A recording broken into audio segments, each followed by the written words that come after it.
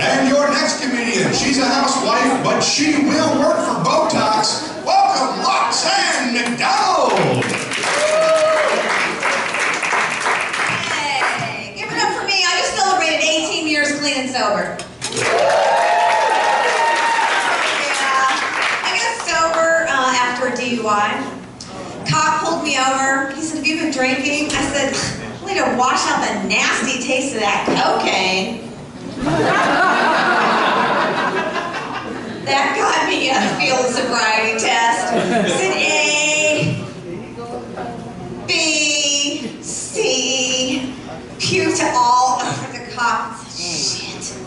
D, U, I." Judge sentenced me to rehab. I had to have an assessment done. It's where they ask you all these trick questions. Stuff like, do you drink alone?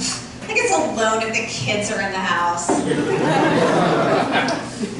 Then I had to see a therapist. I spilled my guts to this guy. He says, "You suffer from low self-esteem. You really need to love yourself." I said, "Fine, but I'm going to need a private room."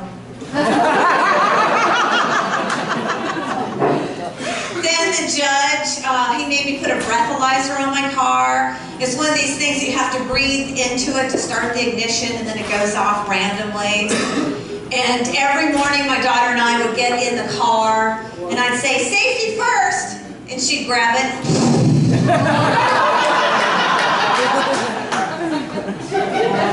And then in the drop-off line one day at school, like the principal comes up to the window, right? And I kept trying to wrap it up. Sure as shit, this thing goes off. I'm like, "Excuse me, sister, but apparently my car's overheating. I have to cool it down." Good news is they never asked me to do crossing guard duty again. The worst probably though is when I took it to Jiffy Lube. I give the guy the keys and I'm like, "Oh, by the way, you have to blow into this." Like, "Look, lady, I will lube you up. I am not blowing your car."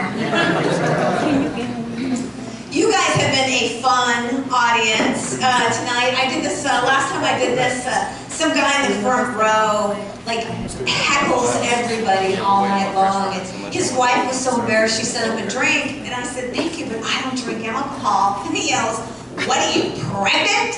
Oh! Right? Like, I didn't know whether to start bawling or to nut punch him. It's like, are you serious?